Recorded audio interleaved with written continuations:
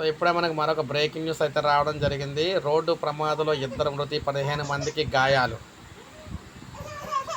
ఇక్కడ మొక్కు చెల్లించుకునేందుకు దర్గా వద్దకు వెళ్తూ ఉండగా జరిగిన రోడ్డు ప్రమాదంలో 2 మృత్యువాత పడ్డారు. మరో 15 మంది గాయాలు పాలయ్యారు. వివరాలు ఇలా ఉన్నాయి. నిజామాబాద్ జిల్లా కర్మాన్పల్లి మండలం కేంద్రానికి చెందిన రెంజర్ల స్వామి కుటుంబ సభ్యులు, బంధువులు, గ్రామస్తులతో కలిపి గురువారం రాత్రి 9 గంటలకు ఐసర్ వాహనంలో వర్ని మండలంలోని బడాపహాడ్ దర్గాకు బయలుదేరారు. వీరు ప్రయాణిస్తున్న వాహనం నిజామాబాద్ రూరల్ మండలంలో మలకాపూర్ గ్రామం శివార్లోని బోల్తా కొట్టింది. ఈ ప్రమాదంలో రెంజర్ల వసంత, రెంజర్ల శ్యామ్ సుందర్ అక్కడికక్కడే చనిపోయారు.